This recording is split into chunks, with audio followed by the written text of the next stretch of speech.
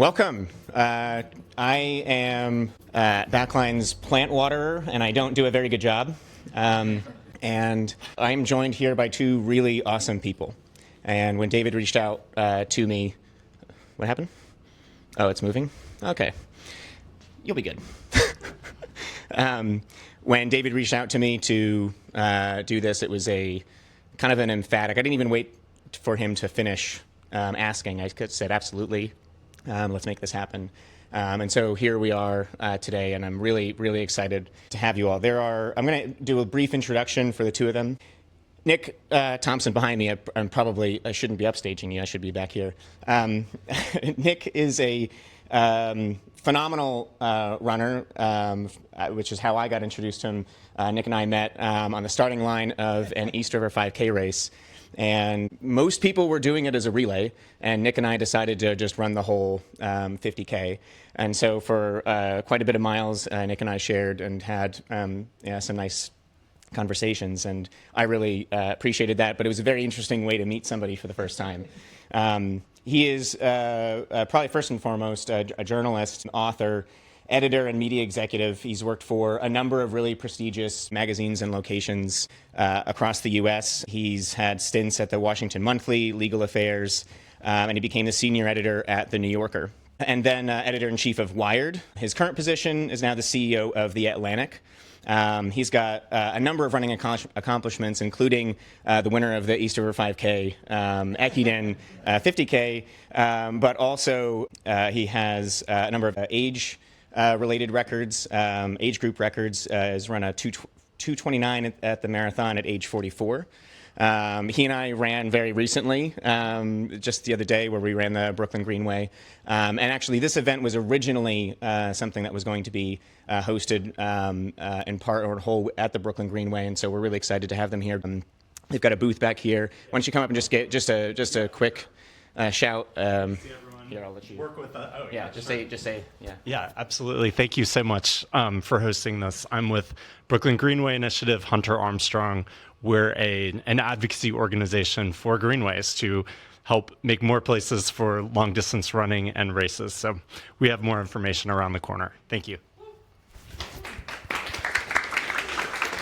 The Running Ground is Nick's third book and his first memoir.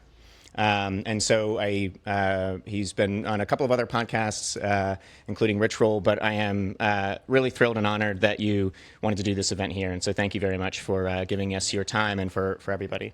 David is also a dear friend. I would say dear friend probably before any other reason why I know him. And he's a writer who has articles, who's appeared in GQ, Outside, Runner's World, Mother Jones, and a number of other publications. I had a recent text conversation with David saying, like, what exactly is it that you do? Because I had, when you start a friendship with somebody and you've now known them for a year and you just kind of met in running and you were like, wait, I've never actually asked you about your day job because we talk about more important things, on the runs. And so, but David has been a professor of journalism at Hunter College, CUNY for 20 years and is the editor of a global business intelligence and political risk consulting firm. He has also had his first marathon at age 29 and his 21st and last at age 38. The final thing that I'll say, because I should stop and hand this over, is that there's one thing that binds the three of us together, is that at one point in our lives, and for me currently, we have shot for a particular number, which was a 240. So there's this thing that we hold in common. So thank you so much for attending. I am now going to hand it over to this amazing two individuals. Afterwards, we'll have drinks and snacks downstairs, as well as a book signing. So without further ado, please give it up for David and Nick.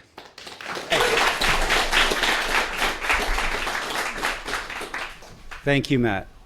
I have a terrible internal clock now that I have a watch. I don't usually wear a watch when I run, but ever since I started wearing a watch when I ran, and we're going to get into this in a minute, I no longer have an internal clock. So keep me on point, and once we've been talking for, when it becomes time to open it up for Q&A, give me a signal. We'll cue the music. Yeah, cue the music, please. All right. So I just want to lead by thanking Nick for being here, and also thanking Bakline for this incredible space and their endless hospitality. I say this not just as their partner in East River 5000 events, but as somebody who's just had the good fortune of getting to know them personally. They really go above and beyond in everything that they do. So I really do appreciate the hospitality. So before I get into my questions for Nick, I just want to point out that Nick has already been interviewed by scads of phenomenal journalists. He's been interviewed by about this book specifically. Andrew Ross Sorkin, Sally Jenkins, James Fallows. There's just been a rich role, an incredible list of people who have already spoken with Nick at great length about the running ground. And he's appeared in TV studios, in Arianna Huffington's office, all of these places to talk about this book. So this is a unique setting. We're in a shop in Brooklyn that makes running clothes, sells running clothes, and therefore it's a little bit unconventional, a little bit off the, it's a little bit unusual for, I think, this book tour. I think it's safe to say, a little bit. Yeah. So because of that, I also am about to list a number of interesting, to me anyway, parallels between Nick and myself, which give this talk, in my view, a slightly less formal and more, so jacket notwithstanding, slightly less formal and more personal approach than other interviews of this nature might be. So Nick and I, these are some parallels. This isn't going to be about me, but they do inform the way that I think about the running ground, and they will inform the questions that I ask Nick, because when I read this book, I felt an overwhelming sense of connection.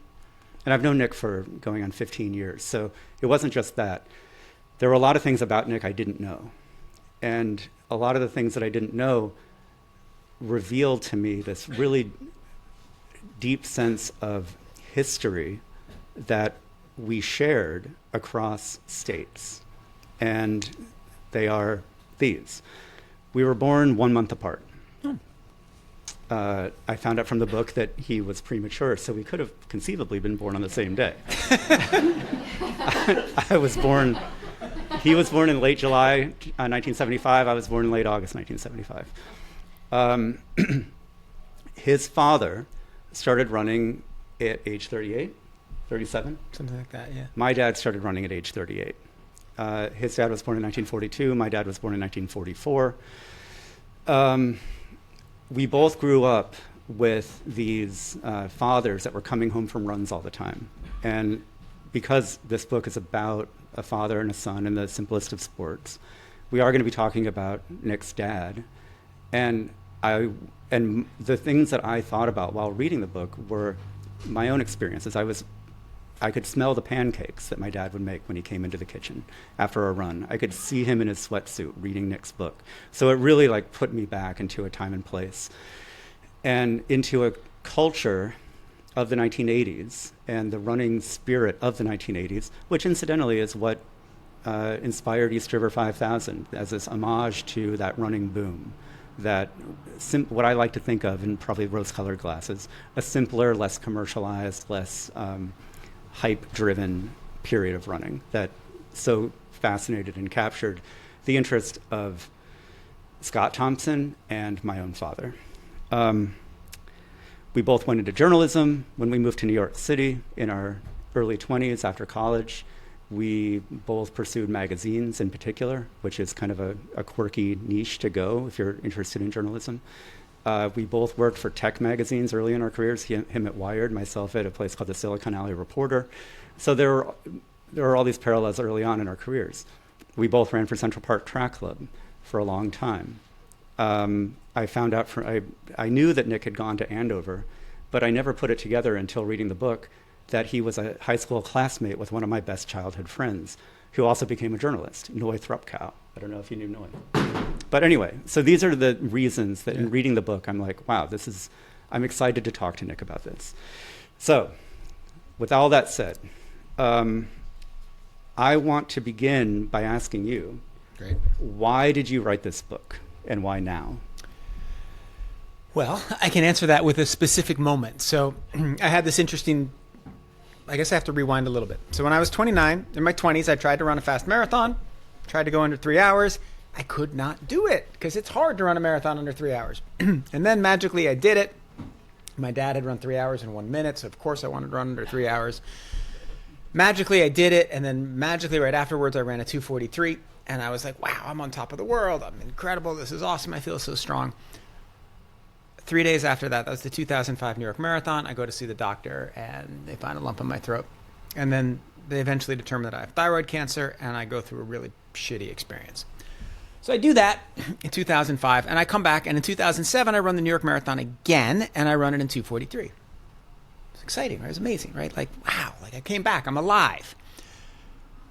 Then this weird thing happens. This is when we were buddies in the Central Park Track Club. I run 2:43 marathons every fucking year, right? Like, and I'm always trying to break 2:40.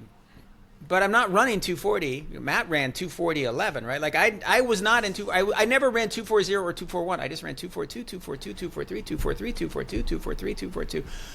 They called me on the Central Park Track Club Mr. 2:43.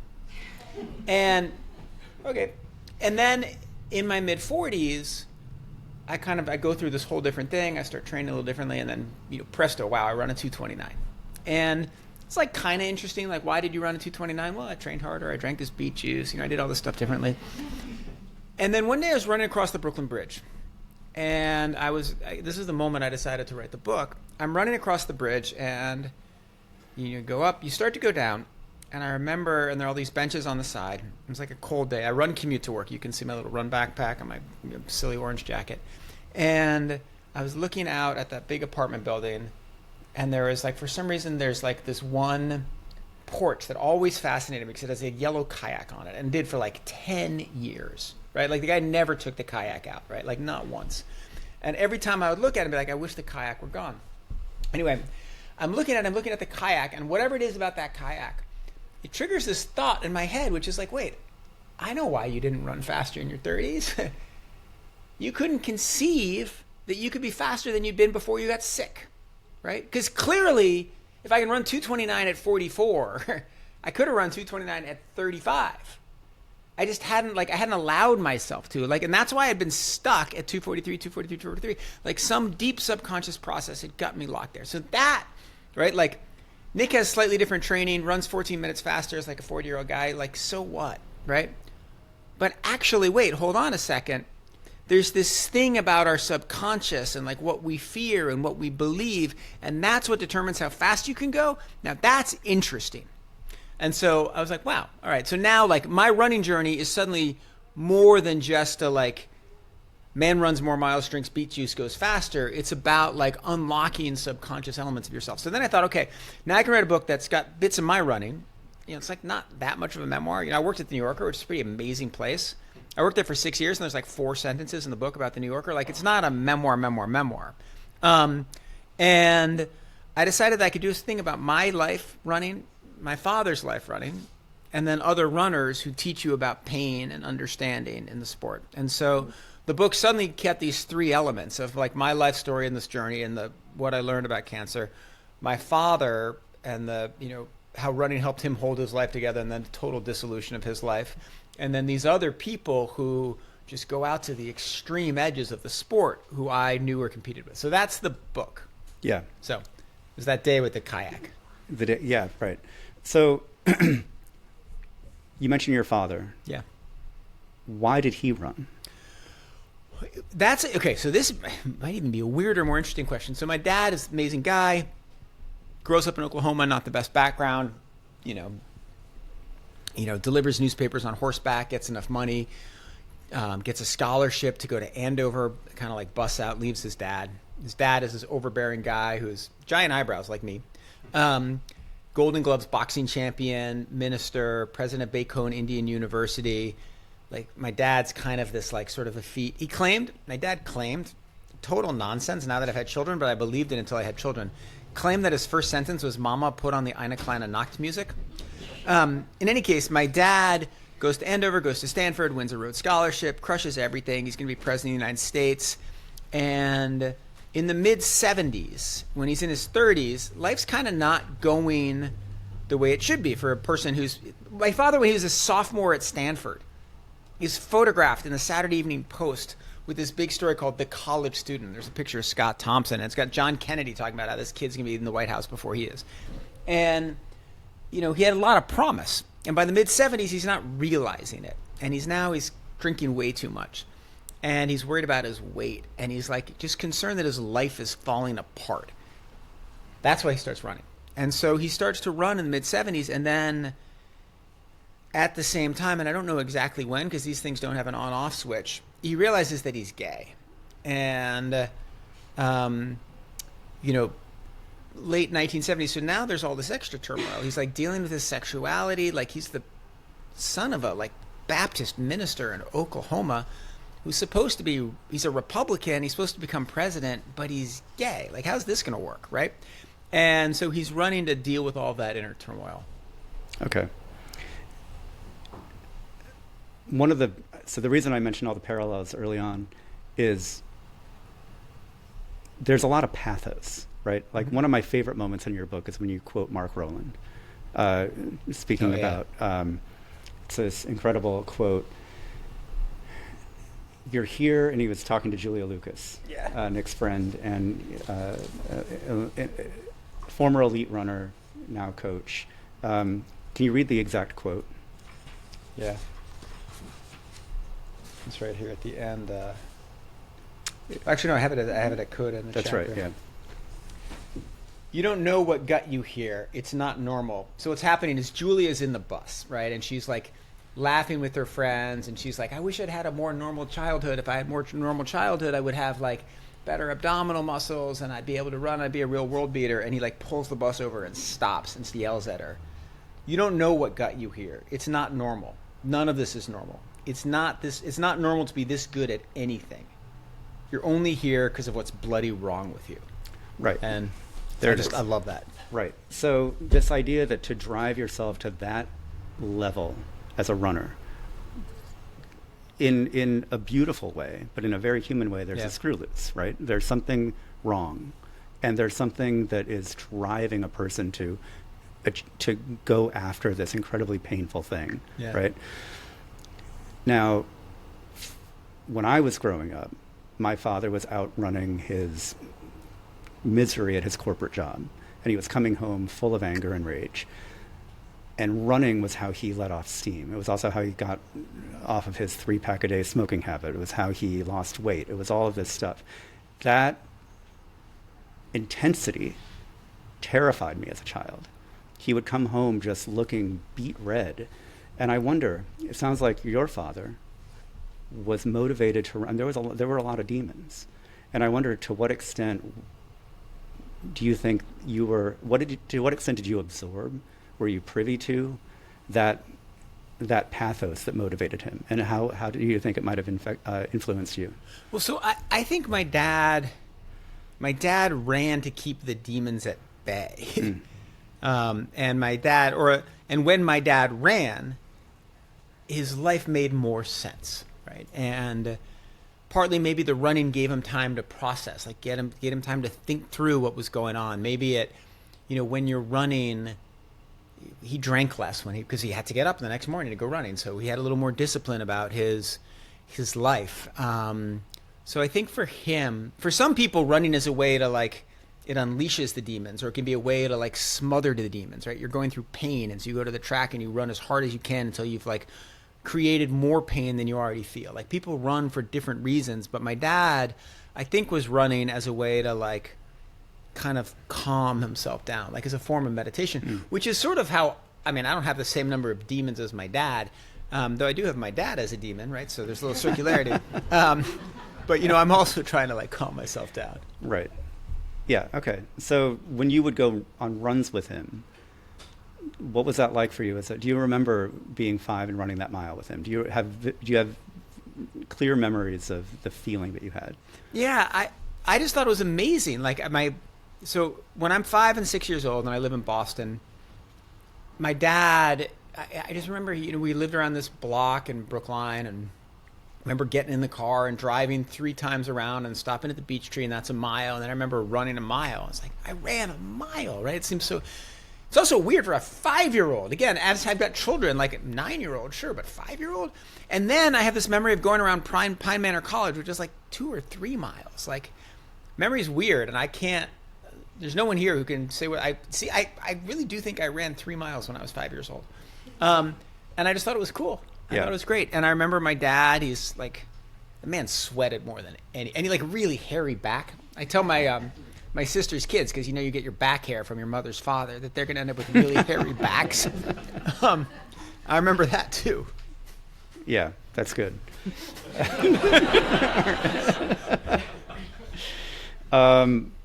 So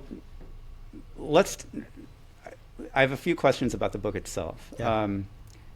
Let's start with one that we've already begun talking about a little bit, because this will lead into my second question on this point. Your first draft, and if you don't know, Nick, back in, 2019, you wrote the story for Wired about outrunning your past.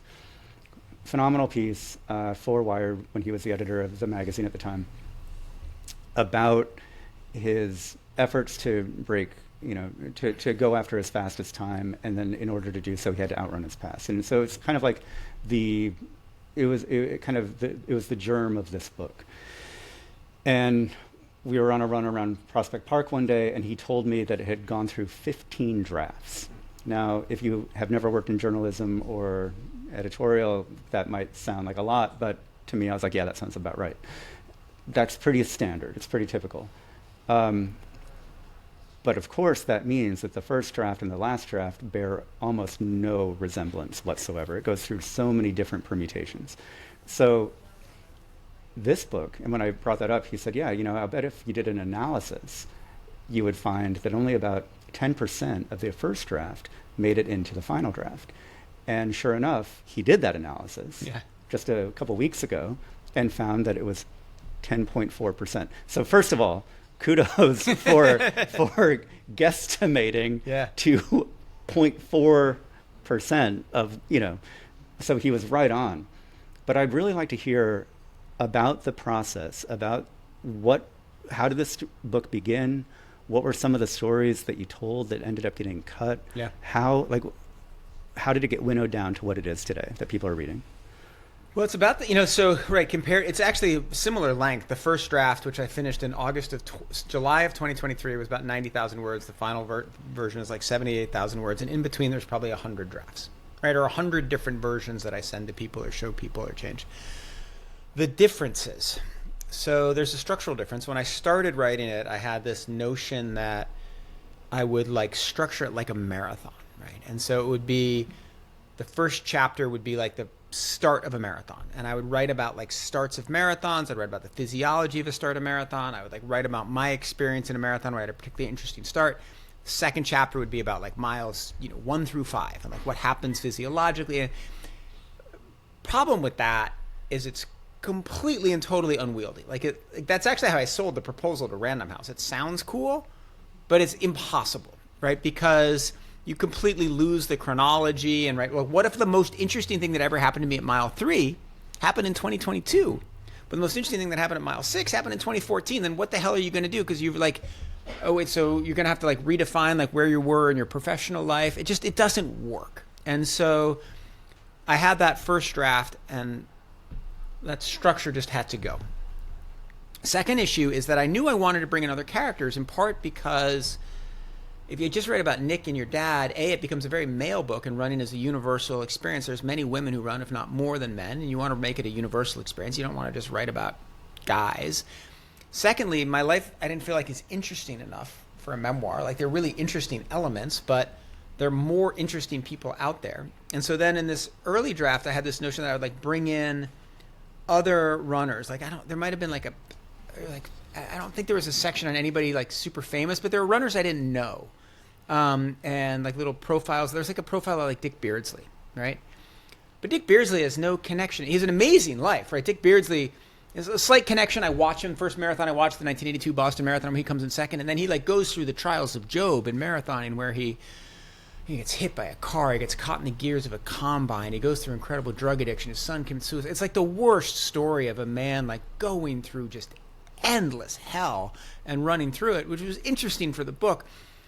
But I decided, you know what, like, I don't know Dick Beardsley. Like, Dick Beardsley doesn't, like, there's nothing, I only wanted to focus on runners who are like part of my life. And so as I went through the book, I did a couple of things. I like excised the runners who weren't connected to me.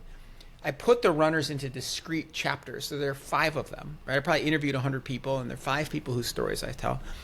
They enter the book where they enter my life chronologically. So like Tony Ruiz, our own coach at the Central Park Track Club, who, you know, used running to help overcome a very serious heroin addiction that started after Puerto Rico decided not to send a team to the Olympics in 1980, which he thought he was going to be on. You know, kills himself, all tries to kill himself, robs his own house, just like really dark stuff. Amazing life, incredibly resilient, awesome guy. You know, then like leaves the Central Park Track Club when they insist that he get vaccinated, and he refuses because he's in rehab, and he's like, I'm not putting a needle in myself, and like, you got to get vaccinated. Like, really interesting, morally complex, right? Tony comes in when he starts coaching me, so I can tell my life story up till age 30, and then, okay, here's Tony, right? Because Tony's now my coach, right? And so each of the 5 people comes in when they enter my life. And so on the cutting room floor, they're like profiles of characters like Dick Beardsley, who didn't intersect with my life. I wrote a whole chapter on a guy named Jesse Cody, who was does intersect with my life, an amazing man. He was the top miler in Massachusetts when I was in high school. And he, you know, runs, sets these records, goes to Providence, and then he starts drinking way too much. His life gets really hard. He becomes suicidal in his late 30s. He beats up his girlfriend. He gets arrested. And then he's going to kill himself at age 40. And he decides, you know what, I'm going to go hike the Appalachian Trail and find myself. He has a vision, right? And he takes the train down to Georgia, never having hiked, doesn't know how to pitch a tent, right? And then Jesse hikes the Appalachian Trail and finds himself and becomes this like really admirable guy, like talking about mental health. He's been hiking back and forth across the country. Great story. I cut it out because it wasn't really about running, right? It was like a guy in my life whom I have a lot in common, who I like admire deeply. Didn't quite fit the narrative, and it wasn't about running, so I took him out, right? And so there are all these different characters. And, you know, one of the amazing things is that there are these people I've met since the book has come out who I should have put in. So I'm going to tell another story, which is just great. There's this woman, LaShondra, who's a buddy of mine in high school and was friends of mine in college. And we stay in touch through the years. And I remember her as this, like, just awesome runner. It was, like, the best 400-meter runner at Andover. And we were talking after the book came out, and she told me her story, which is, you know, she grows up in Compton, rough family, you know, rough childhood. She starts running. She goes to this track. This coach, who later become Allison Felix's coach. And she runs like a 56-second 400 at age 11, right? And like he's like, you could become the best in the world. And then she like trains with him, and then she's like, you know what, I'm going to go to Andover. Like, she gets a scholarship to Andover. She goes to Stanford. But you go to Andover and Stanford, like maybe you're not going to be the best runner in the world because there's all this other stuff going on, and the coaches aren't quite as good. And she then, when she's at Stanford, she goes down to a meet at UCLA, and the coach sees her, and he's like, Nishandra, you blew it. You know, you could have been an Olympian. You blew your talent, right? It breaks your heart. And I don't know any of this. I'm a friend of hers, but I'm not a good enough friend to know this stuff. And then life goes on, and she has a great career, and she becomes one of Biden's advisors in healthcare during COVID. And she gets a letter from that coach, and the coach says, hey, LaShondra, I watch you all the time on TV with the president, and I was wrong. Like, you did the right choice, and you chose the right life, right? And she now works for UNICEF in Panama. She texted me yesterday that her life got really interesting the last week. Anyway, so like there are all these other runners. If I would write another one, I totally have a chapter on LaShondra. Yeah. I'm so glad you brought all of those names up, because my next question was going to be, there were the 5 profiles, mini profiles. Who would you have included? Who did you want to write about but didn't? And you've now answered that question. Yeah, and I have a list of like 4 or 5 people. If I were to do another book, I would maybe I'm going to do them as Atlantic stories. I don't know what I'll do, but they're really interesting. And the goal is to teach you things that, or not teach you, explain or tell stories about life and running that are actually like really interesting, and they're not just about how to get fast or what makes you fast or what makes you slow, though that's interesting too, but like about the things that really matter in life. Right. Yeah. By the way, Tony Ruiz meant to be here tonight, but unfortunately he couldn't make it. He texted me just a couple of hours ago and said that he had to go to the hospital. His dad's not doing too well, but he sends his regrets that he couldn't be here. Yeah, Tony's a treasure. He's a treasure. Writing about yourself. Yeah. Now, one of the classes that I teach focuses on long-form creative nonfiction. And we do a section on memoir writing. And I remember there was a great essay that I read that I assigned to my students that made a wonderful point about memoir writing. The way to write a good memoir is to not write about yourself, but to write about the world around you through the lens of your life. And so there is a lot of introspection, of course, and there is a lot of writing about your own life. But really you're writing about the world as it revolves around you and as you see it. And you've accomplished that with this book. You've written about history, you've written about family, you've written about other people. There are a lot of very transcendent themes in the book that I think will resonate with anyone who reads it. They'll find their inroads, they'll find their points of connection. That said, it's still really hard to write about yourself because one of my favorite memoirs by David Carr, I'm sure you've read it, The Night of the Gun, has this great line where he says something like, on every bar stool there's the hero of his own private saga, or so there's this tendency to kind of like valorize or self-aggrandize when you reflect on yourself. So his approach when he wrote his memoir, David Carr, because he was a recovering drug addict, crack addict. This is during a time right after James Fry's book came out, Million Little Pieces, and Oprah endorsed it and then found out that it was all made up. And so David Carr was like, I'm not doing that. I'm not going to write a bogus addiction memoir. There are too many of them already. Instead, I'm going to go report my own life. I'm going to go and I'm going to find people who knew me, and I'm going to look at police records, arrest records. I'm going to piece together the pieces of my own story as a journalist would. So you being a journalist, I'm very interested to hear, how did you approach writing about yourself journalistically? So I agree with that David Carr comment, and when I was an editor at the New Yorker, I would almost always just try to take out first person, right? Like, unless it's essential, like the less you can write about yourself, the better, right? And in part for this very reason, you always think you're more interesting than the reader does, and the book is not for you; the book is for the reader, right? And but of course, you're going to write a book about your life running. You can't really take out the first person, so you have to be as objective as possible, right? And you have to go back and you have to tell the stories of where you made mistakes or where you failed or where you fell short, and you have to tell them as objectively as you can. And I think that maybe the most important thing was I had a lot of outside readers, a couple of whom were quite critical and relentless, just saying, this is a book about running, and every detail about you that's not about running, it's got to go, right? And every detail that doesn't tie into these major themes, it's got to go. And it meant that I didn't spend all this time wallowing in stories from my life that actually nobody cares about, but that I thought were important. And there's one other element that was super interesting, which is you pick up Kamala Harris's memoir, right? And you care about her, right? So you'll read it, and then she has this advantage. She can start I was born this day, and then the next day this happened, right? And if you pick up a memoir of someone you actually care about because of what they've done, the structure's easy, it's chronological.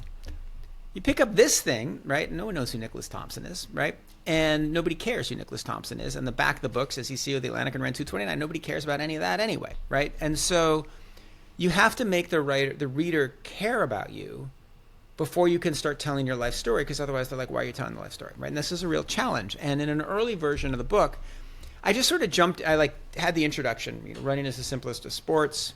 Here's what this book is about. Here's some thoughts, here's some things about running. And the beginning, it's good.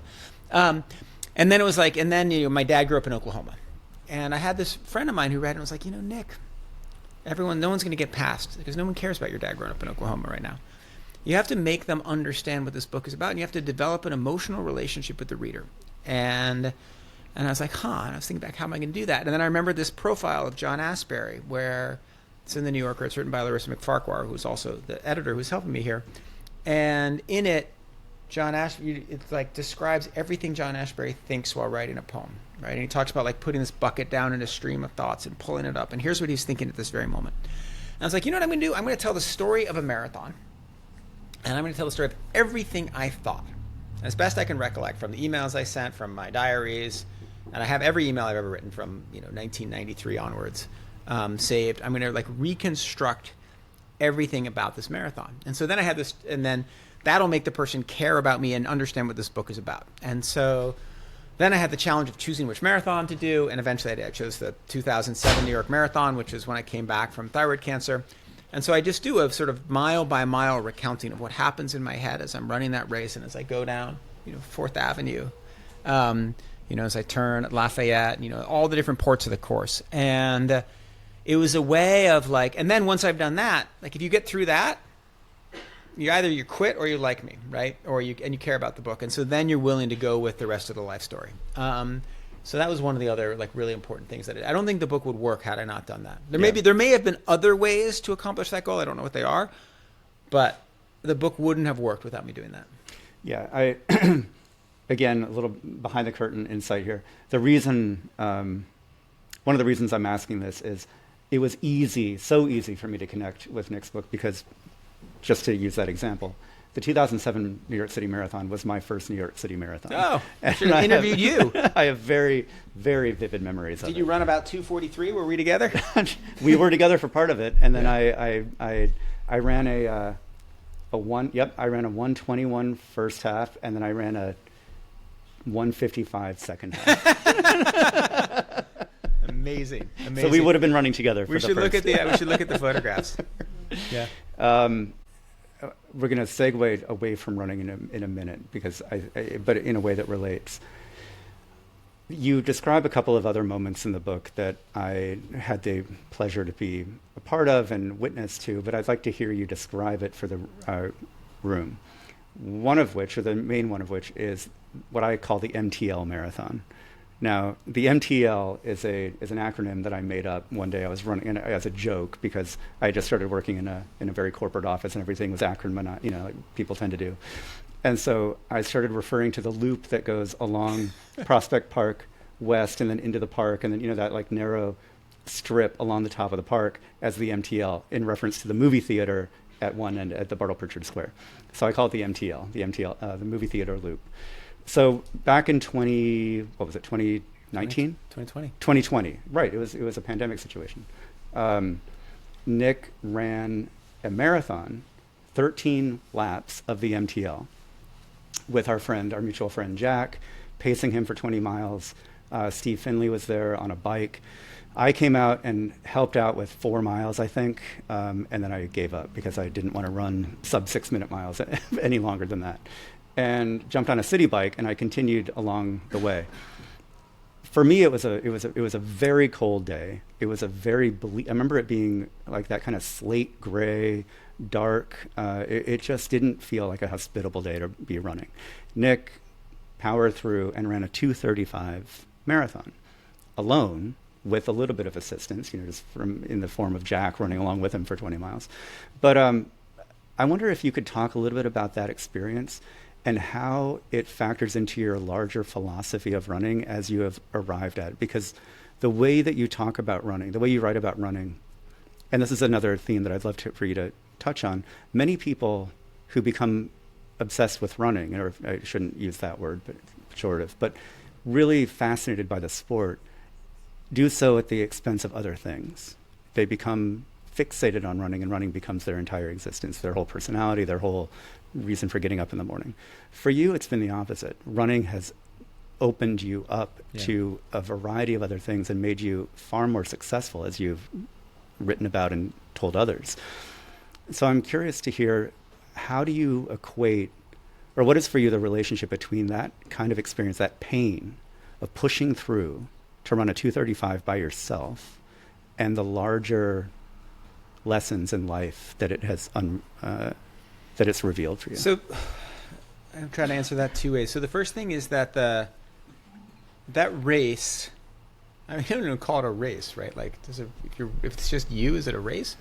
Was the first time, because it was just me, and because I was like you become so hyper aware when you're running you're running as fast as you can, and but it's just you. So there's not people cheering. Your mind is like a little more focused on your own body, and you don't have like you run the New York City Marathon, and for some of it you're focused on your own body and you're focused on your legs and your feet. But for a lot of it, you're focused on like, hey, look at the fans and like the marching band, and you're like, or try not to think about the marching band, and or you're thinking about, okay, now I cross the bridge and I go up and down. That was probably the 2.5 hour period where I was like most aware of my body and my life, and to me, it was the clearest representation I've ever had in my body of this theory that Tim Noakes came up with called the central governor theory, right? Which is that fatigue and pain are not physical realities, they're emotions. And, you know, there's nothing wrong with your shoulder, right? Like what's happening is your body is worried about homeostasis, and it's worried you can't run this fast because it's too cold and you've had like a weird training cycle, or all the reasons why you're scared that you can't run that fast. And so because your body is scared, it sends these pain signals and, you know, it kind of makes them up. Side note, this is like one of the best experiment I've done. I helped coach my 11-year-old son's soccer team in running. And the first time we all go run a mile, and they all get cramps. And I was like, guys, you know what? Cramps are fake. Cramps don't exist, right? Like cramps are just like, they're usually like, it's just your brain like making stuff up. They've been running for a year with me now. You know what's never happened since then? No cramps. But anyway, so like there really is this phenomenon of like manufactured pain. And that doesn't mean that I could have run 2:10. Like there are like physical realities about what you can do and what you can't do. But it was just this utterly clarifying moment when I like get into the last half mile. I'm like, how is it that like I absolutely 100% completely had to go to the bathroom 10 minutes ago. And for like the 30 minutes prior, I absolutely completely had to go to the bathroom. And now I'm finishing the race and I do not have to go to the bathroom, and I'm not going to have to go to the bathroom when I finish the race, right? Like what on earth, right? And it's just your body like sending these weird signals. So that was my main recollection of that race, was just this like intense awareness of my body and this understanding. Now to the second part of the question, running to me has never been the most important thing in my life, right? And it's never been the be all and end all. And I think that's partly why I've been able to do it for so long, right? Because I haven't like ever developed, well, it's also why I failed at it in college, right? I just didn't care enough to keep going when I reached an obstacle, when I got injured. But in any case, so that's the core of it. What I also think, though, is that running has taught me all these good habits. It's taught me this general stoicism. Like you learn a lot about pacing. You learn a lot about getting out and doing it every day. You learn like, I didn't have any stress during my 3-hour all hands today. None, right? Maybe that's because I'm pretty used to like 3-hour blocks where you like learn how to regulate stress, right? Because you couldn't do that. You couldn't run a marathon. And so maybe the all hands helps the marathon. Maybe the marathon helps the all hands. So there are all these kind of virtuous feedback loops between my work and running, I think. Mm-hmm. And I guess I'll say one more thing about that race. That was like, it was such a weird race because I had gotten in the best shape of my life. I had run a 2:29 the year before, and then COVID had hit. I'd felt like I was going to run like a 2:25 or something. After I'd run the 2:29, and I've gone through this magical period. I go 2:43, 2:38, 2:34, 2:29, right? And I'm in the car with my son, my eldest son, and he'd come and watch me run this 2:29 in Chicago. And I was like, hey, Ellis, what do you think I'm going to run next? And I was like, this is going to be like 2:19. And he's like, 2:35. And I was like, what the fuck is wrong with you, kid? He's like, Dad, like, you're old, man. Like. Anyway, so then I go train for a year. I'm convinced I'm going to be faster. And then, like, what do I run? 2:35. What's the best I've run since that taxi ride with Ellis? 2:35. That little shit. Yeah. Well, maybe he just planted the idea, and now you're just manifesting that idea in the same way that you kept manifesting 2:43 over and over and over again. Also, by the way, I don't know if you saw the Mr. Rogers documentary that came out several years ago, about a decade ago, but he always weighed 143 pounds. And that's what I thought of when I thought about your nickname, Mr. 243. I thought about Mr. Rogers always weighing 143 pounds. And he turned it into a positive by saying, well, it was always a positive, but it corresponded to the same number of letters in I love you, which is such a Mr. Rogers thing to say. But in any case, I'm telling you, like, this book made me think about some weird things. Anyway, I was trying to think of like what would the number 2, what would that work for? Me love you. Yeah, right. Yeah, the analogy falls apart pretty quickly. So one thing I want to talk about regarding running is what you describe. First of all, and this is like a related point, Nick has this indomitable optimism that strikes me in everything that he does. Like I highly recommend that you check out his podcast, The Most Interesting Thing in AI. It's an absolutely fascinating podcast that I'll listen to when I go for runs. Sometimes I listen to it when I'm just, picking up around the apartment. And he's able to kind of take what looks like a dire situation, something that everybody else is freaking out about, or like, writing these alarmist, hot takes on this and that. And he approaches everything with a genuine sense of curiosity, wanting to know more, asking questions that other people aren't really asking, looking at it as everything as a possibility rather than as a hindrance or as a threat. And I couldn't help but think that this also manifests in the way that you approach running, this very, this curiosity. And one of my favorite lines in the book is, running is a rare opportunity where you can learn without having to lose. Yeah. I thought that was such a perfectly stated, very eloquent way to put it. Now, also, running kind of taps into, several years ago I wrote an essay about the language that runners use. And it was published in Running Times, RIP Running Times. But it was about this kind of dual metaphor that people use, alternating between beast and machine. Beast and machine, beast and machine. And if you think about it, those two things have nothing in common. A beast is primordial and primal and instinctual and driven by, just brute force, whereas a machine is methodical and engineered and tested, and it's all about like getting into the lab and figuring out how to make it work. So how do we alternate between these things so efficiently? And why do we, what's the relationship between them?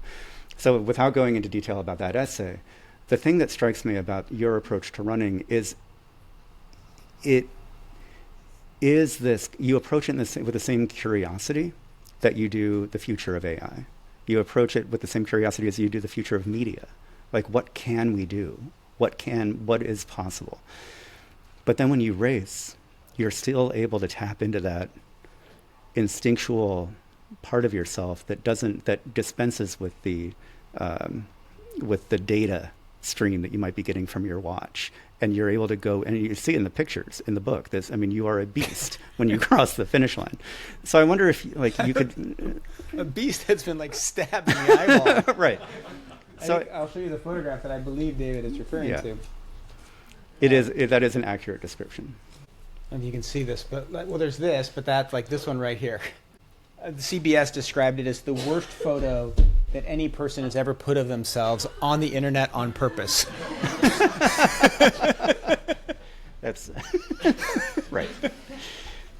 So I wonder if you could, I don't know, I mean, that was kind of a comment question, but I'm curious if you could speak to that kind of that dual nature of yourself and your running and how it relates to your, and if you would agree with that framing, that you do approach life with a curiosity and a possibility. I definitely do approach life with a curiosity, in part because I feel like, and I certainly approach AI with that, because, if you're not optimistic and you don't look at the bright side, there are just so many traps you can find. I mean, obviously you can become Panglossy and you become a fool if you're like, this is only going to do good things, which of course it's not going to do, particularly for my industry.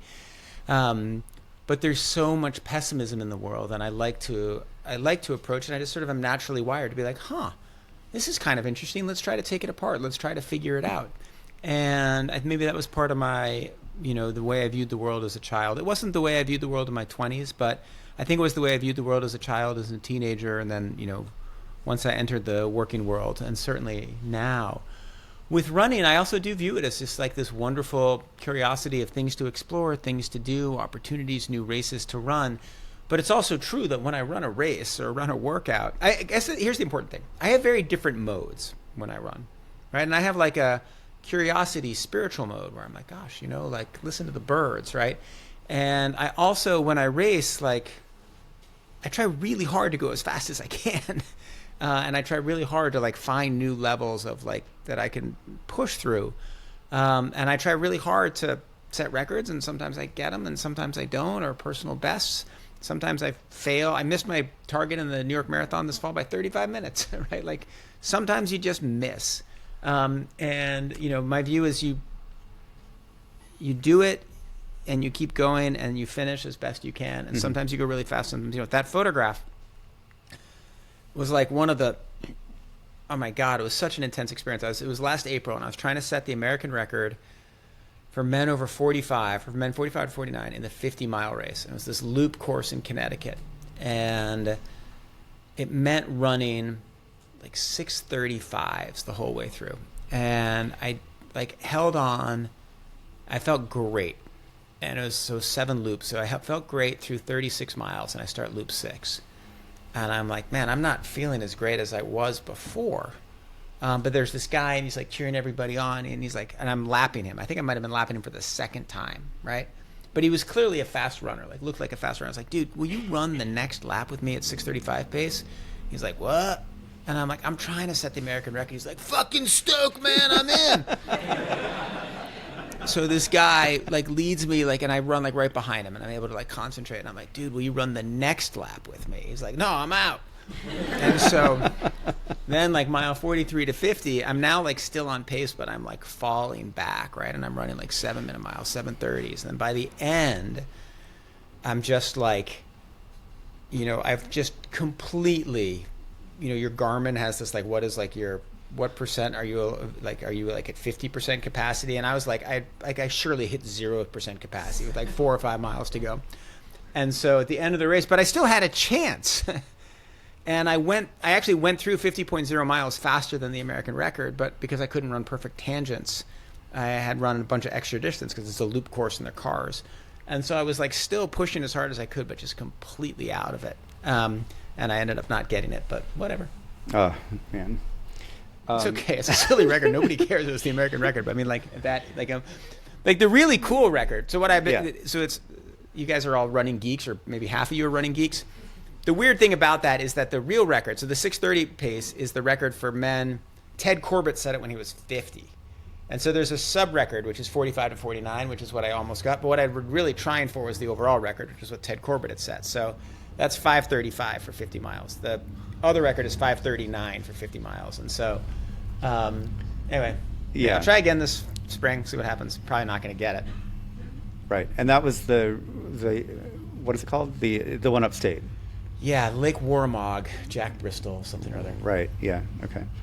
The photograph is also hilarious because it's like, you know, it's an ultra run which probably has like a budget of like $30, and like even the sign, like the end and finish is broken. Yeah, I noticed. Well, no, that's the best part of the photograph because the finish looks like Nick's face, like the actual the sign itself. It's a perfect. There are 2 things that are there. Okay, there are 3 things that are amazing about the photograph. One is like how horrible I look. 2 is the finish line, and the third is that right behind me, there's a woman like going like this. Because I've like, but it looks like she's like finishing second, Yeah. right? And like seems super happy, but I probably like lapped her for, you know, however many times. Right. Right. How are we on time? We can go to questions whenever you guys are ready. Whenever we're ready. Okay. Another 1 or 2. Yeah, I'll ask you 1 or 2 quick questions. How about this is an 80s kid question. All right, because we were born a month apart. What day were you born? August 26th. Okay, nice. Running culture in the early 80s was what it was. I mean, it inspired the East River 5000 series and the merch. I always like to say East River was really just an excuse to have a cool T-shirt with a race attached to it. Because I grew up with all my dad's cool shirts. Like I have a trove of my dad's old race shirts, and they're really cool and they're soft and they have quirky designs. And I was like, I want more of these. So I'm going to have to start my own race series if I'm going to have more of these cool shirts.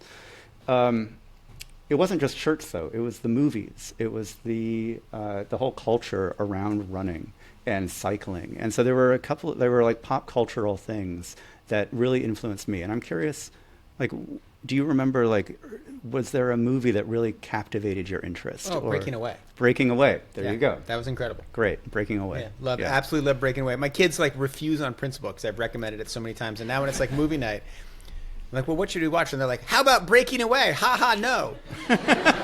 And like, I actually like I haven't seen this movie since my children were born. Yeah. Good. Breaking Away. So that's a recommendation. If you haven't seen it, definitely check out Breaking Away. Now we can take questions. All right. Thank you, guys. That was great. We're going to start with questions. You're the first one, right? Hi, thank you for hosting this. I work in the running industry with Brooks, and I haven't been running that long. It feels like in some ways, I pride myself. Like, I started running in 2019, right before the boom. But it does feel like right now, running is kind of like really, it's everywhere. It's having a moment. And you guys have both been running for so much longer, perhaps longer than I've been alive. But I kind of wanted to hear both your thoughts on kind of like the culture of running now. Do you think it's kind of here to stay? Where do you think it's going to go from here? So first, thank you to Brooks. So when I set the American record in the 50K, I was initially signed up as one of Des Linden's pacers. And the tradition when you set a record is you're supposed to drink champagne out of your shoe. And so she sets the world record. I set the men's American record. And she says, okay, we have to drink champagne out of our shoes. I say, great. And then she says, but it's a Brooks race, so you can't drink out of the Nikes that you wore. And so her husband who had just run the race, offered to give me his sweaty shoe to drink out of. And so as you can see in this photograph, we're here in front of the Brooks banner, but I've got my hand over the Nike shoe. So that was the deal we agreed on. I did not drink out of Ryan Linden's shoe. I drank out of my own shoe. I think that part of the reason there's a boom right now is because people realize that our attentions are getting killed by TikTok and Instagram and social media. And like it's whether it's subconscious or conscious, going out and running a marathon and going out for like 4 hours and being away from your phone is an amazing thing. Obviously, there's some counter things. They're running influencers, but I feel like it's partly a cultural reaction to this incredibly toxic thing that has happened. So I think that's part of it. I think part of it came out of COVID, right? And just like no one had anything to do, right? And like we all went running, right? And we all had control of our schedules in a way we didn't. So we started running. We realized it was amazing and beautiful. And then there's been an industry that sprung up around it and made it ever easier and cooler and fun. And there are like these great stores that have opened in Brooklyn that have like amazing gear at like discount prices that you can buy like right here. So I think it'll continue for a while. I had a conversation with Mary Wittenberg once years ago, the former president of New York Roadrunners, and she said to me, "My goal is to get everybody in New York City running." And I was like, okay.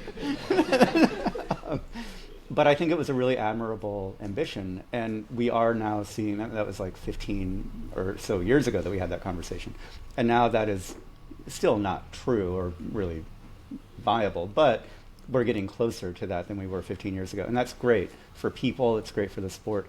The one thing I would like to see is this is just this is who I am. I would like to see less of a focus on trying to capitalize as much as possible on that. I think there should be more of a focus on the mental health and physical health and community aspects of running, and less of a focus on the commercial aspects. That's me. I know I realize I'm saying that in a running store, but that's my opinion. The New York City Marathon in 1984 cost $10. At the time, Fred LeBeau, who was then the head of NYRR, said that he wanted to charge less in the future. Yeah, so sit with that. Nick, first of all, I just really love the book, and I'm so happy you wrote it. It really inspired me to do some things that I hadn't planned on doing. One of the things that I connected with in it is not as sort of the son of an adult son of a father, but as a father of adult children. And I was looking around the room. I think I'm the oldest guy here, so I can say that. But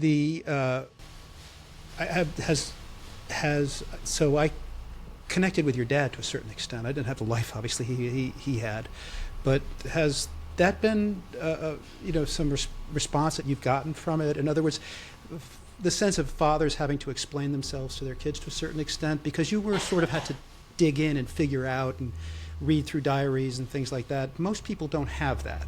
Yeah. I mean, has there been any kind of response? I have. The reaction to the book there have been lots of different reactions, and I've gotten hundreds, if not thousands now, of emails of people like explaining their emotional responses to the book. And there are a lot of people who are like, I called my dad, right? It helped me understand my dad. Like I've now, it helped me understand how to love a complicated man. It helped me how to like maybe reach out to my dad who I haven't been in touch with. It made me angry at my dad, right? Like a lot of different emotions. Less so of like sort of older people thinking about their sons, but there definitely have been a lot of people who've been like, this made me wonder what would happen if my son were a writer and had access to all my thoughts. What would they write about me, right? And what I hope is that there's a lot of different models for parenthood that I describe in the book. There's like my grandfather, who's like this very oppressive father to my father, but in a way that in some ways my father's reaction to him was unfair. I don't think my father understood like how good a preacher my grandfather was, and understood. My grandfather has this very interesting life. He brings back burn victims from Vietnam to try to like turn public opinion against the war. Like really interesting man, who my dad dismissed because of the way he had treated him as a kid. And then there's my father who, lives this like totally dissolute life. Like ends up running a male brothel in Bali, right? Like, so when we were talking, we kind of stopped the story in 1982 when he comes out of the closet. And like after that, there's, he dates this horrible man who is still like a prominent person in DC who, steals from all these auction shops, like buries all these statues in our yard. And my dad, like, is falsely diagnosed with AIDS and then writes in his diary that he thinks like he's not going to tell his partner because his partner's such an evil man that if he dies from the AIDS that my dad gives him, it's probably a net positive for humanity. Like there's a lot of like dark stuff in my dad's life. And so there's also, so I mentioned like the complexities of his relationship. Then there's like my reckoning with all that, eventually my decision to love him. And there's also my relationship with my kids, which I'm not as like, I don't talk about as much, but they're clearly a major presence in the book, and they're there both as like these kind of joking characters, like pointing out, sort of, I can't remember, what are the characters in Shakespeare? What is the, for like the folks who sort of wander on stage and speak the truth in a joke and then wander off. And like my kids sort of do that. And so there's different models of parenting and father-son relationships throughout the book. And I think all those different models have struck different people who've read it. And I think it's probably made a lot of people think about their fathers, and a bunch of fathers think about their sons and daughters. The last email I sent today alerting people to this talk was to my father and my mother and my brother saying, hey, I'm talking to Nick Thompson about this. Here's the link to live stream it. So I hope they're watching right now. Oh, great. Yeah. Shouts out to Central Park Track Club. Go Orange. Awesome. I'm glad that you brought up David Carr. I don't remember the documentary name, but I remember watching that and discovering his story and thinking about Media Equation as this cutting, poignant, very much on topic, and sometimes eviscerating column that chronicled the change in the industry that you've been part of for so many years. So not to take it away from running, which I love and I've discovered late in life. I'm in my 30s, so just a couple of years. As a CEO now and throughout your career, how did running intertwine with your professional pursuits, and maybe one or two things that you've learned, not just about yourself, but about being out in the modern, professional, competitive, not necessarily an athletic way world? Yeah, I should say that David Carr he was very critical of the media industry, but he also picked winners and people he liked, and he was like the greatest champion of this startup I created called The Atavist, which was a multimedia long-form publishing company, and he like it was his attention that helped bring it to prominence. We eventually sold it to WordPress, and it's still going amazingly 20 years after we founded it. So bless that guy. It hasn't really been that big a part of my professional life. It's been part of like making me who I am, but it's not something I haven't written that much. I've written a bit about running, not that much, right? I didn't edit. I mean, we used to run new running profiles at the New Yorker by Peter Hessler. I didn't even edit those. And I mean, the way it interacted is I always run to and from work, and so people are like, "Wait, why is that guy in his shorts in the elevator?" Right? I was in Condé Nast, right? So I share an elevator with Anna Wintour, right? And I'm like showing up in my shorts and t-shirt. So that was That was interesting. But it was kind of separate. I definitely had running partners who didn't know what I did for a living, and I definitely had people who worked with me at the New Yorker who didn't know I ran, and people I edited. It wasn't. The two things were a little bit separate. As to what I think about the media industry and where it's going right now, it's a huge topic. It's a big, complex thing. I guess the one thing I'd say is, it's like the hardest time ever to be in media, right? Like if you look at professions that have shrunk over the last 10 years, like media is at the top of it. But AI also opens up incredible opportunities, right? We are an information-based industry, so there are all kinds of opportunities. And like the things that make media great, it's maybe the most meritocratic of professions. Like if you have a good story, you can just go write a good story and it get published and people will know it's good. You don't have to go to law school. You don't have to learn like a special like verbiage and all that. It's an incredibly meritocratic and amazing profession, and it's incredibly important to American democracy, right? And it's under threat for basically, in part, by people who kind of want to stifle American democracy and don't want checks and balances on what they do. So the importance of what we do is only growing, even as it gets really hard. Before we move to the next question, I want to quick fact check. Or maybe a clarification for my own benefit. Did you not assign... Maybe you didn't edit it, but you assigned the story about Kip Litton. I did, yeah. I did. So I didn't edit, but Marathon Man. One of the best New Yorker stories, probably the best news story the New Yorker ever ran on running was about Kip Litton, this dentist in Michigan. Yeah. Who ran all these like impossible marathon times. And it's this wonderful exposition of like trying to figure out like how he did it, right? You would run the first half in like 2 hours and 5 minutes and the second half in an hour and 10. But must have been using a bicycle, but was never caught. And it was just this like, Mark Singer, the writer, spent like months like trying to figure it out and trying to talk to Kip Litton. It's a great story, made even better, I think, by the fact that he couldn't quite get to the bottom of it. And he was even making up races. Yeah. Creating websites for races that didn't exist, and then creating fake results pages that he would inevitably be at the top of. I mean, okay. So I will also say, I have run the second fastest time of the last 20 years, or I guess now the third. Somebody just beat me. So I've now run when I ran that race, I'd run the second fastest time of the last 20 years by a man over 45, with the exception of a guy who for 5 consecutive years ran an hour faster by running races at night in the hilly mountains, where he ran the first 25 miles at about 8-minute pace and the next 25 miles at about 4-minute pace. And there happened to be a cutoff through the woods where you could clip about 15 miles off your race. But if you look at the top 10 times in the 50 mile for my age group, it's like almost all fraud. Anyway. Yeah.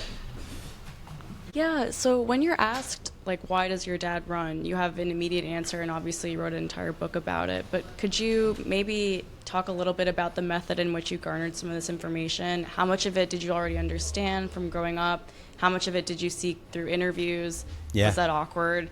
And then separately, you guys spoke a little bit also about how memoir writing or writing in first person can be a bit inherently self-valorizing. But the activity that you're writing about is also very interesting because it has all these Spartan, moral characteristics, right? Like competition, virtuous feedback loops, etc. How might you have thought of that or considered that while you were writing, and how do you think of it now? Yeah, that's great. Okay, so on the first part of the question, my dad died in 2017, and so I didn't talk to him about this book, but I had an incredible archive. He and I emailed more or less every day, right? I had diaries stretching back from the time I was like 8 years old to draw on. And then I had, when I was at his house once, he had this house that like had fallen down, disrepair in Virginia. He had moved to Southeast Asia. And I like took these filing cabinets from it and put them in my attic. And I didn't look in them. In fact, when I took them, there was a snake in one of the drawers. And then after he died, I was looking in them and I found all his diaries. And so I had all of his diaries, which I then digitized and created into, files. And then I found more letters from him. And then I did talk to some of his old friends. And so that was the process. Oh, and then I also found all this stuff about my grandfather. And so I pieced all that together, kind of archival research, to to do the book. And I, talked to my sisters. I talked to some people for whom it was a little weird to talk to. Like I interviewed my sisters and my children for this book, which is strange to do. On the second question, there's like, this is an amazing topic, right? How does Sabrina Little has a book called The Exam and Run, which is definitely worth reading. And it's about like, she's a philosophy professor, I think at the University of Texas, and an ultra runner. It's like, what are the ways that running builds virtue? And what are the ways that running like builds vice? Just as like character, right? If you were to take like an Aristotelian like analysis of the self, and there are all these different things that kind of make you more virtuous, right? It helps you understand pacing, right? And it can help you understand like the effort you should put into the world, and it can give you like awareness of your own body and awareness of your own self and awareness of humans' limitations and like awareness of death, right? And so there's like a lot that comes from running that can make you a kind of like a broader, better person. But there's some stuff that does the opposite too, right? It can make you super selfish, right? And like totally self-absorbed and like super boring to talk to, right? And like if you're at a cocktail party, how do you figure out someone's time if they've just run a marathon? Don't worry, they'll tell you, right? Like, and there are all these like character flaws that can come with running too. And so I definitely tried to think about that. I thought about like writing about that more extensively in the book, but there's like little bits about sort of the virtues and vices that come from running, but mostly I kept it on my own experience. Are there any other running memoirs you'd recommend? Oh, great question. Okay, so I do think Sabrina's book is great. So there are a bunch of books on running that I really like. It's not a memoir, there are memoir elements of it, but I think Alex Hutchinson's Endure is the best book written on the physiology of the sport. I think that Once a Runner is the best novel written about the sport. I think that Steve Magnus's book, The Science of Running, is like incredibly hard to read, but also just like wonderful. Born to Run is completely wrong. Probably largely fiction, but just amazing. I thought that Des Linden's memoir was good. I thought Lauren Fleshman's memoir was good. There's a woman named Lindsay Freeman who wrote a book about, like, it's like kind of doesn't have a cover. It's about running, like a queer woman's running experience that I thought had all kinds of cool moments in it that I really enjoyed.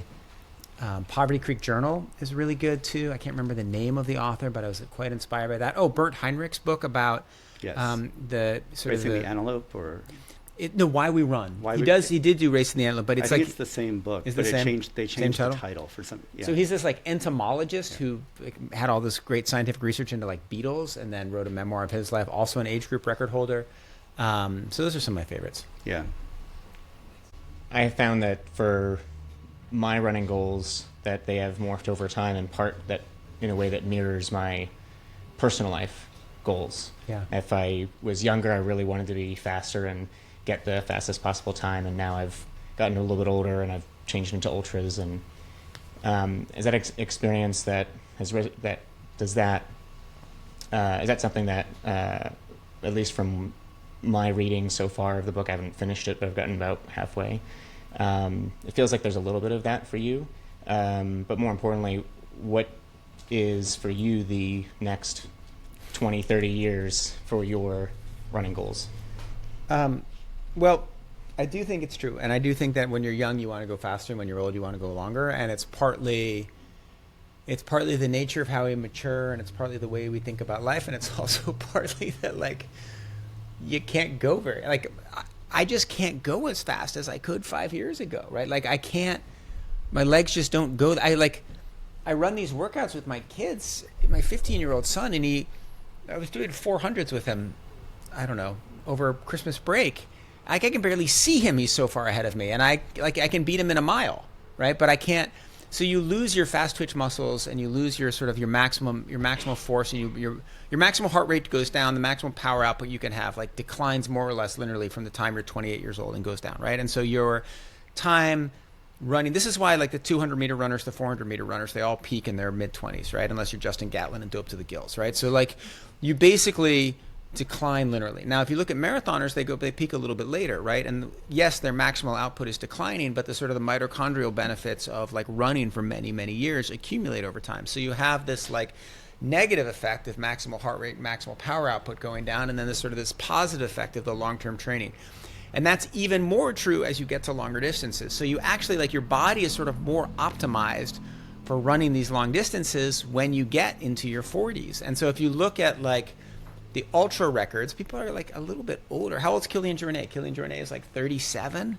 And he just did the most incredible thing ever, right? Where he ran all the 14,000-foot peaks in the United States and got to them through bicycle, and he came in third at Western States. And the guy's pretty old. No one who's 37 is like coming in the top 3 in the 400 meters at the Olympics. So I do think that, like, our body changes in a way that makes it. I mean, I'm now declining at everything, right? Everything running related, but less so at the longer distances. I don't know what my next goal is. You know, I had a great spring. I had an amazing summer. I broke a 5-minute mile on my 50th birthday. I was so psyched. I ran this great 100K, and then I ran the Grand Canyon, felt great, and then everything went to shit. And I don't know what happened. I don't know if I overcooked myself. I don't know if I got sick. I don't know if, like, maybe doing 50 podcasts to promote the book tired me out. I don't know. And, like, we ran together last Saturday. You were like, okay, we're gonna run, 20 miles, and we'll run 3 miles at 5:55. I was like, sure, no problem, 5:55, whatever. Takes off at 5:55, and I'm like, oh. I run 6:15 on the first one. I'm like, okay, I'll keep up in the second one.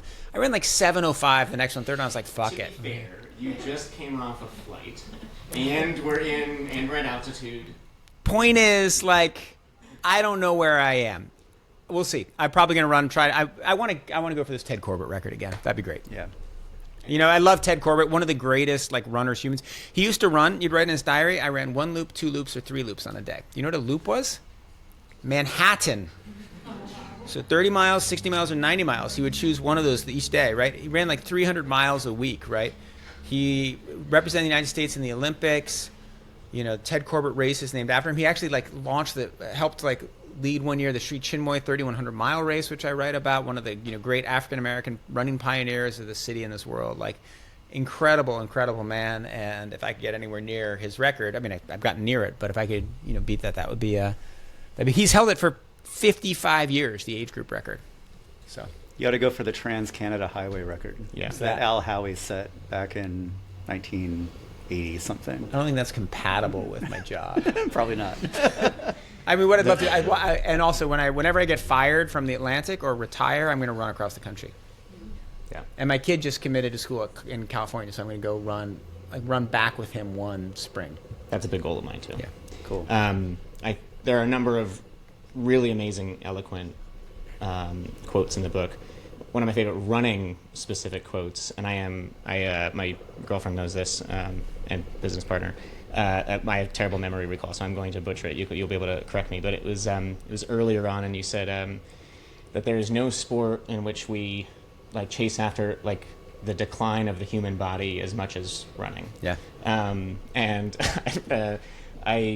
I'm younger than yourself, but we were having this conversation about age the other day, but I still feel like I'm getting. Slowing down, and it's tough to reckon with. But I think the book and our conversation I've really appreciated. Thank you. We are going to transition this now. Oh, sorry. One last question. In line with the partnership with the Brooklyn Greenway initiative, what would you say is the best Greenway run you've run on, and how can we better improve them?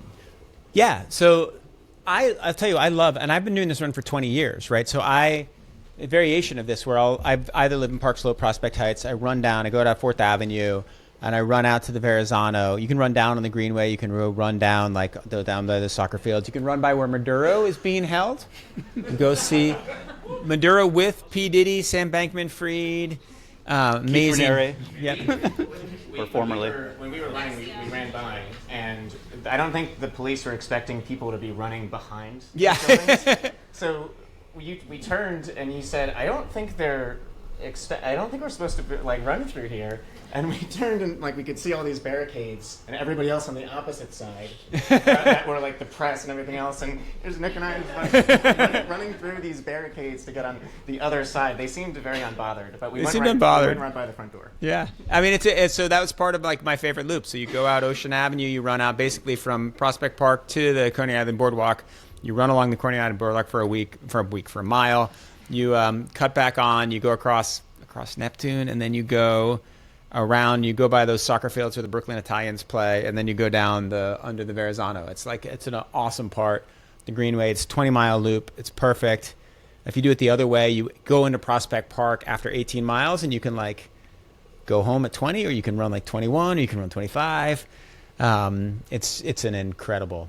I have done a 40-mile loop just on the Brooklyn Greenway, out Flatbush, and then all the way around. So I've logged a lot of miles on your Greenway. Thank you for it. Keep adding to it. It's beautiful. One day I'll get yeah. But the Brooklyn Greenway is amazing, and I'm so glad it's out there. So. Let's before I give. Can I actually say one more thing before we wrap? It is really hard to sell a book. Like, it's hard to sell a book, right? And it's hard to sell a running book. Like some of the biggest bookstores in New York, like, oh, we don't stock running books. It's like a bookstore in my building that won't stock this book because, like, we don't stock running books. So if you get it and you enjoy it, please like post a picture on Instagram.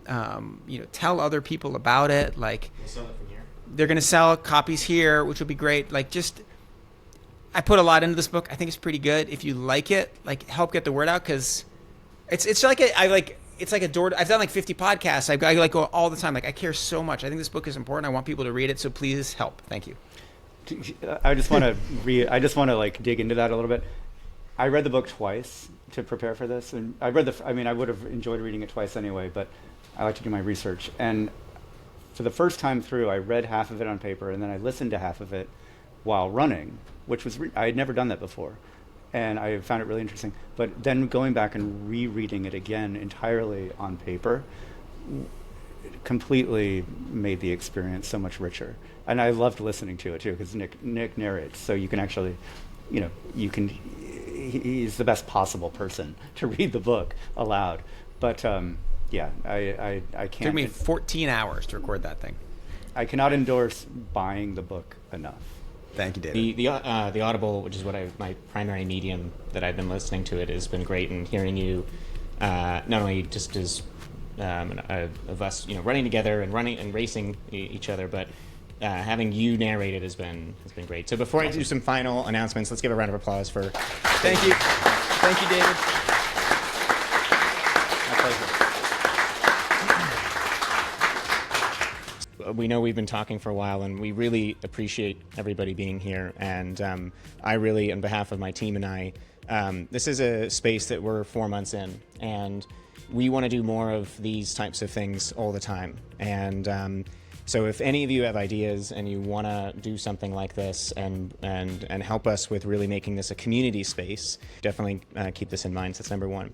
And number two, there's actually going to be an episode on our podcast, Legwork. And so if you really enjoyed this conversation, to Nick's point, please share that conversation so that other people who will enjoy this conversation as much as you all have in person, can enjoy that. And again, really thank you very much for joining and staying at Bakline. All right. Thank you, Nick.